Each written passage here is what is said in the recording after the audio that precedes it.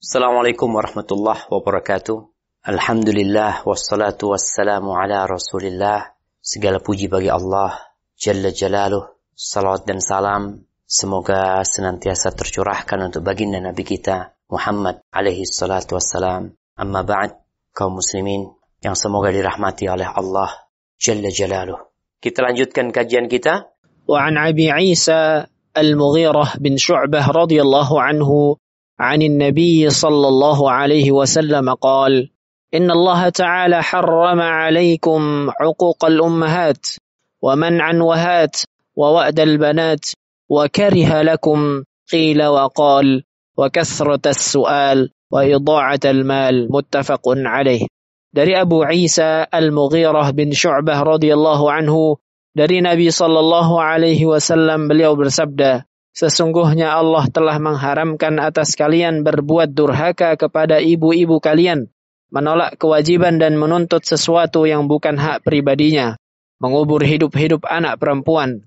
Sungguh Allah membenci kalian membicarakan segala yang didengar tanpa diketahui kebenarannya, banyak bertanya dan menyia-nyiakan harta. Muttafaqun alaih. Nah, di sini Nabi alaihi salatu wasallam mengatakan innallaha haram. Sesungguhnya Allah mengharamkan atas kalian. Apa yang diharamkan? Ini aturan. Kita muslim hidup ikut aturan. Ada yang boleh, ada yang nggak boleh. Dan Nabi SAW menjelaskan bahwasanya Allah mengharamkan yang namanya durhaka kepada ibu. Oh, durhaka kepada ibu nggak boleh. Kalau sama bapak boleh. Sama, dua-duanya nggak boleh. Hanya saja Rasulullah SAW menekankan bahwa durhaka kepada ibu dosanya jauh lebih besar daripada durhaka kepada ayah. Ibu biasanya lemah, apalagi anak laki-laki atau anak perempuan yang sudah gede. Kalau sama bapaknya taat dia, sama ibunya nggak nurut. Kenapa? Bapak main gampar, ibu alhamdulillah terlalu baik. Kita tidak membalas kebaikan dengan kebaikan. Allah haramkan kita durhaka sama ibu kita. Siapa orang yang paling berhak mendapatkan penghormatan dari aku, kebaktianku? Ummuk, kata Nabi SAW, ibumu. Thummaman ummuk, ibumu.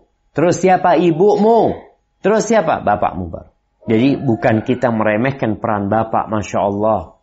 Mungkin bapak tidak menyusui kita, tapi di darah kita ada darah bapak yang mengalir. Ada keringat bapak yang mengalir. Bapak sibuk bekerja, dapat uang, dia belikan minuman buat istrinya, makanan buat istrinya, lalu engkau minum dari air susu ibumu. Di situ juga ada peran ayahmu. Tetap kita nggak boleh durhaka sama orang tua. Namun karena ibu ini lemah, kasih sayangnya begitu tingginya, yang terkadang membuat anak jadi kurang ajar sama ibunya. Maka Nabi SAW mengatakan, uququl ummahat, durhaka kepada orang tua. Yang kedua, waman anwahat, man wanhat ya. Jadi manusia ini ada manusia yang suka minta aja, nuntut, kerjanya nuntut, dituntut nggak ngasih. Kewajiban yang seharusnya dia salurkan, dia tidak bayar. Tapi kalau ada orang, Masya Allah, berhutang sama dia padahal belum jatuh temponya, dia sudah minta-minta. Ada orang yang kerjanya minta-minta, nuntut selalu. Dan dalam kehidupan rumah tangga, ada suami-suami yang model kayak gini. Nuntut istrinya untuk memenuhi kewajiban dia. Tapi dia sendiri tidak melaksanakan kewajiban dia sebagai seorang suami. Itu dilarang. Minta-minta dilarang. Sifat pelit, bakhil juga terlarang. Subhanallah. Di surah Al-Ahzab ayat 19. Coba dilihat nih bagaimana sifat orang-orang munafiqin. Ashihatan 'alaikum فإذا جاء الخوف رأيتهم ينظرون إليك تدور أعينهم كالذي يغشى عليه من الموت فإذا ذهب الخوف سلقوكم بألسنة حداد أشحة على الخير أولئك لم يؤمنوا فأحبط الله أعمالهم وكان ذلك على الله يسيرا. Mereka bakhil terhadapmu. Apabila datang ketakutan bahaya, kamu lihat mereka itu memandang kepadamu dengan mata yang terbalik-balik, seperti orang yang pingsan karena akan mati. Dan apabila ketakutan telah hilang, mereka mencaci kamu dengan lidah yang tajam, sedang mereka bakhil untuk berbuat kebaikan. Mereka itu tidak beriman, maka Allah menghapuskan pahala amalnya, dan yang demikian itu adalah mudah bagi Allah. Nih, ada orang-orang munafikin yang kalau suruh minta, Masya Allah, diajak senang-senang, Masya Allah, dimintain bantuan, bakhil. Dompetnya selalu ketinggalan. Tapi diajak makan bersama selalu di soft pertama. Maka Nabi melarang, mengharamkan man wahad. Ada hak di harta membuat orang-orang miskin, keluarkan. Jangan kerjanya hanya minta-minta saja. Kemudian wa'dal bana.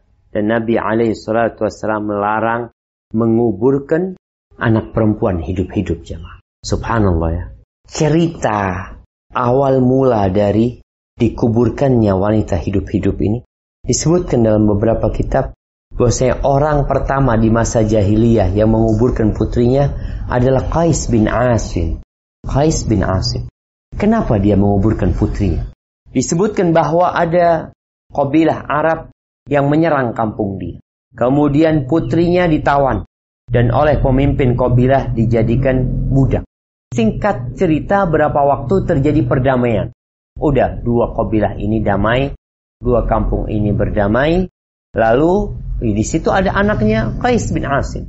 Maka dikasih pilihan nih, putrinya Qais bin Asim, engkau mau pulang atau mau tetap di sini? Subhanallah. Ternyata putrinya Qais bin Asim ini memilih majikan daripada orang tua dan keluarganya. Maka tatkala itu Qais bin Asim bersumpah bahwa tidaklah dilahirkan untuk dia seorang putri, melainkan dia akan kubur hidup-hidup. Maka tradisi ini diikuti oleh sebagian orang Arab. Bagaimana mereka menguburkan putri mereka hidup-hidup? Disebutkan ada dua cara mereka menguburkan putrinya hidup-hidup. Yang pertama, dia telah membuat kuburan, membuat lubang ketika istrinya hendak melahirkan. Kalau sekarang kan ada USG. Dulu nggak ada, ditungguin. Ini laki perempuan, wallahu alam. Sang bapak sudah gali kuburan. Tungguin. Panggilin bidan, mungkin dukun beranak dulu. Ketika lahir perempuan langsung masukin kuburan, kubur. Na'udzubillah min dzalik ya ma. Kemudian cara yang kedua, ditunggu anaknya sampai umur 6 tahun. Ya, sudah mulai agak gede anaknya. Lalu ketika sudah umur 6 tahun, dibawa anaknya sama bapaknya naik kuda. Atau naik onta, dibawa ke padang pasir nih. Dan di situ bapaknya sudah gali kuburan. Gali lubang.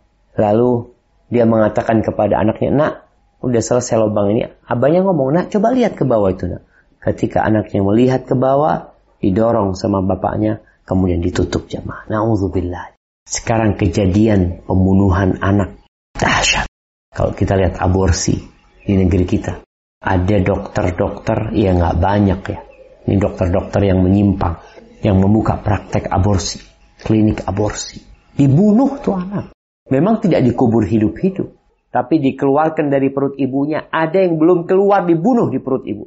Berkaitan dengan perempuan-perempuan yang dikubur hidup-hidup ini, Allah Azza wa Jalla berfirman, wa idzal mau'udatu su'ilat bi ayyi dzambin qutilat. Ketika bocah-bocah perempuan itu ditanya, karena dosa apa mereka dikubur hidup-hidup? Apa dosa mereka? Ahibati fillah, sebagian orang jahiliyah dulu menguburkan anaknya hidup-hidup karena takut lapar, karena masa depan, takut lapar, takut nggak bisa hidup. Nanti anaknya numpang makan sama orang tuanya. Yang kedua, takut kehinaan. Jadi kalau lihat tadi, takut kehinaan seperti kejadian Qais bin Asim. Jadi yang pertama, takut lapar di masa yang akan datang, atau lapar yang terjadi pada waktu itu. Karena nggak ada makanan, lihat anaknya ikut makan, dibunuh anaknya. Allah Azza wa Jalla mengatakan, وَلَا تَقْتُلُوا أَوْلَادَكُمْ خَشْيَةَ إِمْلَاقٍ. Jangan kalian membunuh anak-anak kalian karena takut kelaparan. Nahnu narzuquhum wa iyyakum. Kami yang kasih rizki kepada mereka dan kalian juga. Aman.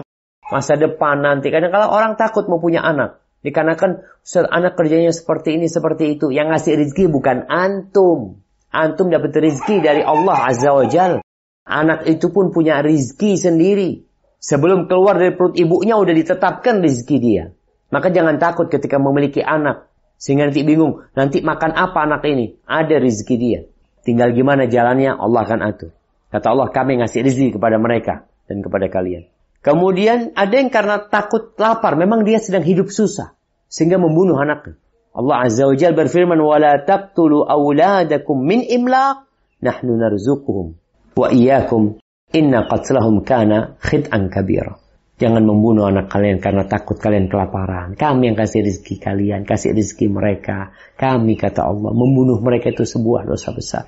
Kemudian ada yang membunuh karena takut aib.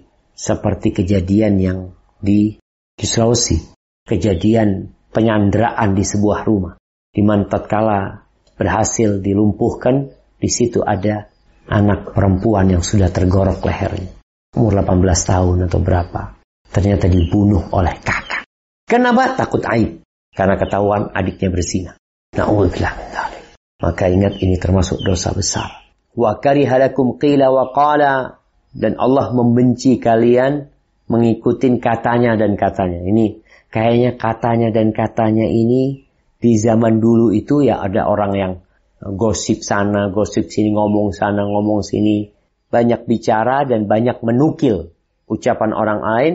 Dan di masa sekarang ini, kalau Anda lihat media, itu termasuk dari bagian qila wa qala. Oh, katanya terjadi seperti ini, tapi masih diselidiki, fulan berkata ini. Ya, sampai ada orang yang hidupnya mengikuti katanya dan fulan berkata. Jangan habiskan waktumu untuk itu. Terus Ustaz, baca apa? Baca qala Allah. Yang jelas-jelas Allah firmankan dan itu sebuah kebenaran. Dan jangan suka antum broadcastan. Ada broadcast antum sebarkan lagi. Katanya akan terjadi seperti ini ya. Tolong pastikan terlebih dahulu. Karena antum akan ditanya. Rasul sallallahu alaihi wasallam mengatakan bi'sa matiyatur rajul za'amu. Nih, termasuk kendaraan orang yang paling buruk. Dia mengatakan za'amu, artinya ngakunya seperti ini. Orang ngomong kayak gini. Wallahu a'lam, anak-anak sini enggak tahu. Enggak perlu antum sebarkan. Antum lebih baik berzikir. Wa kathratus su'al, dan banyak bertanya.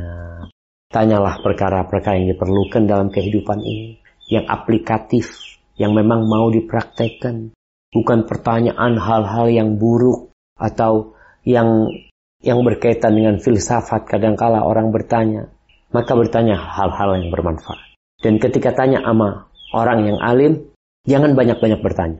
Tanya 1, 2, 3 cukup. Oh, kalau gini cukup sudah. Ini termasuk adab. Yang lainnya mau bertanya. Mungkin juga yang ditanya capek dan lelah. Kalau engkau tidak puas dengan jawabannya, silahkan cari jawaban yang lain. Tapi ada adab dan etika. Kemudian yang terakhir, wa idha'atal mal. Idha'atal mal ini membuang-buang harta. Mensia-siakan harta. Baik dengan cara ya membeli barang-barang yang tidak berguna. Hati-hati orang tua ketika memberi uang sama anaknya. Anaknya ini belum ngerti. Kadang-kala semua dia beli, buang. Wallahu a'lam jamaah. Ana lihat termasuk buang-buang harta sekarang ini. Beli mainan yang gak awet buat anak-anak. Beli mainan ini, buang. Rusak. Beli mainan ini, rusak. Terus gimana saat anak-anak mau main? Ya udah, belikan mainan yang awet. Supaya uang itu gak habis dibuang di sana. Beli barang-barang yang tidak berguna. Padahal uang itu kalau dibelikan sesuatu yang lain lebih bermanfaat. Ini berkaitan dengan kehidupan sosial kita. Bersama keluarga kita. Dan yang paling termasuk buang-buang harta ini narkoba. Termasuk buang-buang harta juga rokok. Dibuang itu harta. Engkau dapat penyakit. Orang kalau buang fulus dapat sehat gak apa-apa. Ada manfaat berarti. Dia beli sesuatu yang bermanfaat buat dia. Tapi ini orang ketika dia membeli sebungkus rokok. Kemudian dia rokok. Pertanyaannya, memberikan apa rokok kepada dirinya? Memberikan penyakit. Para ulama menyebutkan itu termasuk membuang-buang harta. Belilah sesuatu yang berguna, yang bermanfaat. Dan jangan menggunakan hartamu untuk perkara-perkara yang berbahaya. Jamaah rahimakumullah, itu yang bisa kita kaji. Semoga ilmu yang kita kaji hari ini berguna buat kita dan bisa kita amalkan dalam kehidupan kita. Dan semoga Allah menerima amalan kita. Sampai berjumpa kembali. Barakallahu fiik. Wassalamualaikum warahmatullahi wabarakatuh.